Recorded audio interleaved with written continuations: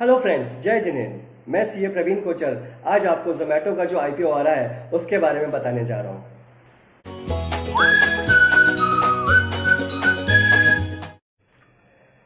Zomato company की शुरुआत 2008 में पंकज चड्ढा और दीपेंद्र गोयल जी ने की थी।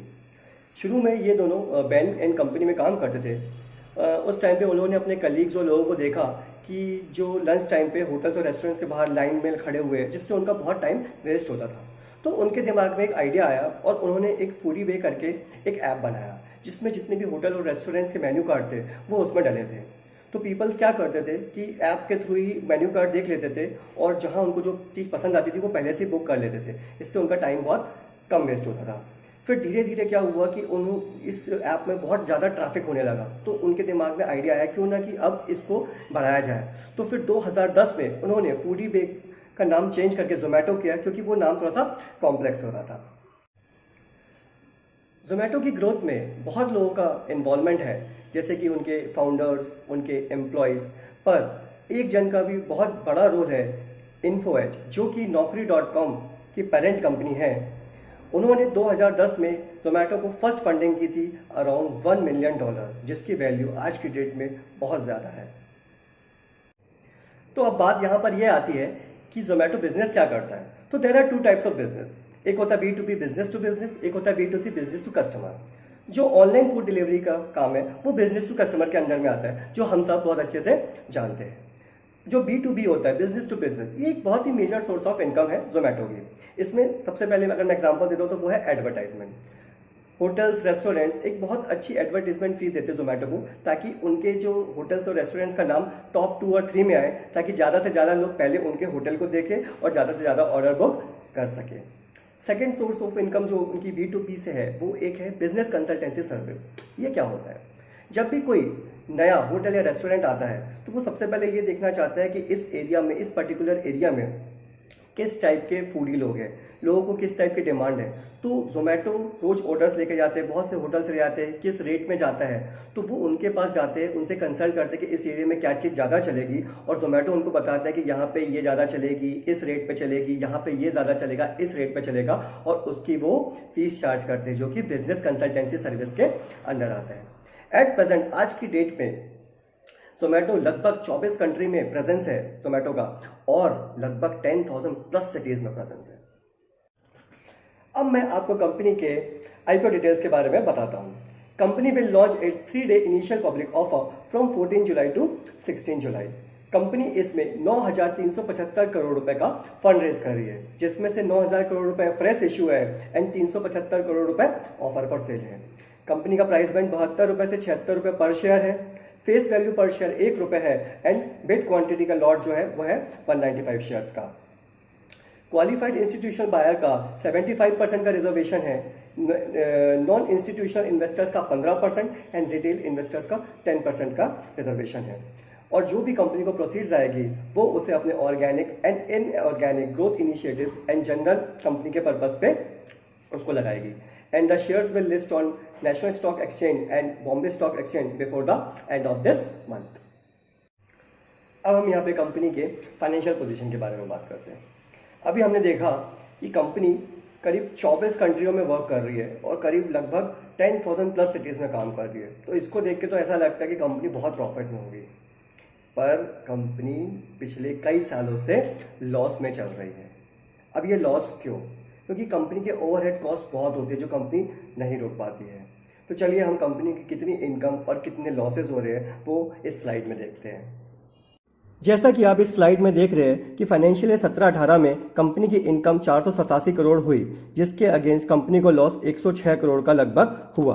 वहीं फाइनेंशियल 18-19 में कंपनी की इनकम बढ़ी जो कि 1397 करोड़ हुई, मगर लॉस 1010 करोड़ रुपए का यहाँ पे भी हुआ।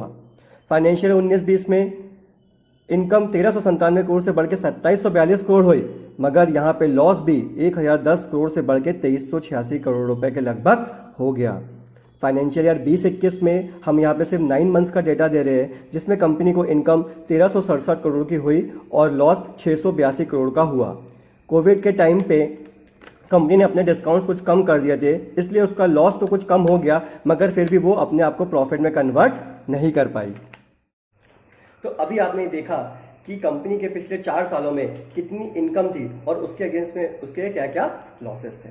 अब हम ये देखेंगे कि कंपनी के एवरेज ऑर्डर पर वैल्यू और उसके अगेंस्ट में प्रॉफिट है या लॉस है पर ऑर्डर, वो क्या है। पर इसके पहले हम ये समझ लें कि एवरेज ऑर्डर पर वैल्यू क्या होता है। मान लीजिए कि पूरे साल कंपनी का ग्रॉस ऑर्डर वैल्यू 6000 करोड़ है, मतलब 6000 करोड़ का उसके पास पैसा आया। उसके अगेंस्ट में समझ लीजिए टोटल ऑर्डर थे उसके पास 15 करोड़ के। तो एवरेज वैल्यू पर ऑर्डर क्या हो गया, 6000 डिवाइड बाय 15 करोड़, मतलब 400 रुपए पर ऑर्डर, मतलब एक ऑर्डर लगभग लोगों ने 400 रुपए का दिया। तो अब हम देखते हैं कि एवरेज ऑर्डर वैल्यू के अगेंस्ट में कंपनी की क्या प्रॉफिट और क्या लॉस होता है 2 साल का। हम कंपैरिजन देखेंगे इस स्लाइड में। जैसा कि आप इस स्लाइड में देख रहे हैं कि फाइनेंशियल ईयर 19-20 में कंपनी का एवरेज ऑर्डर वैल्यू 280 रुपये था, मतलब एक जन का ऑर्डर अगर अपन एवरेज में देखें तो उसने 280 रुपये का ऑर्डर प्लेस किया।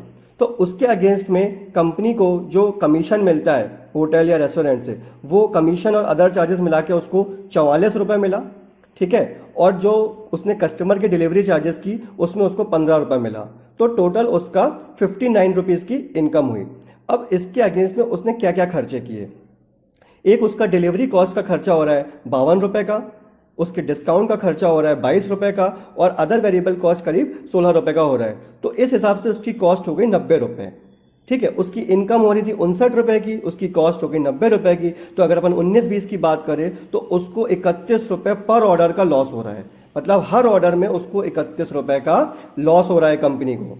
वहीं अगर अब हम 20-21 में जाए, 20-21 का फर्स्ट 9 मंथ्स में तो कंपनी की एवरेज ऑर्डर वैल्यू यहाँ पे बढ़ गई, कितनी हो गई, 400 रुपये।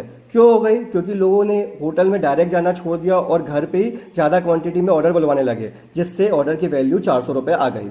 अब क्योंकि ऑर्डर की वैल्यू बढ़ी तो इनका कमीशन भी बढ़ा, तो यहाँ पे कमीशन और अदर चार्जेस 63 रुपये के आसपास कंपनी को मिला, और कस्टमर डिलीवरी चार्जेस यहाँ पे उसको 27 रुपये मिला, यहाँ उनने बढ़ा दिया। तो यहाँ पे उनकी इनकम कितनी हो गई, 90 रुपये की। अब यहाँ पे उसकी कॉस्ट क्या आ रही है, डिलीवरी कॉस्ट यहाँ पे उसकी आ गई 44, यहाँ पे भी उनने कुछ कटौती करी।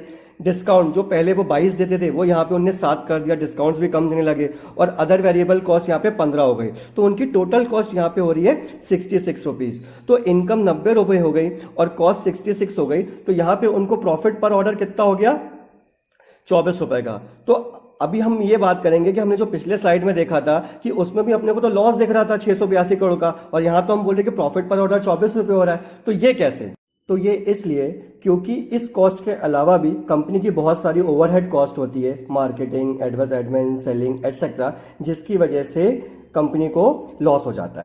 तो अभी हमने ये देखा कि कंपनी कंटिन्यूसली पिछले कुछ सालों से लॉसेस में चल रही है। अब अगर हम मार्केट कंपटीशन की बात करें तो स्विगी इसका बहुत ही बड़ा कॉम्पिटिटर है और बराबर का कॉम्पिटिटर है।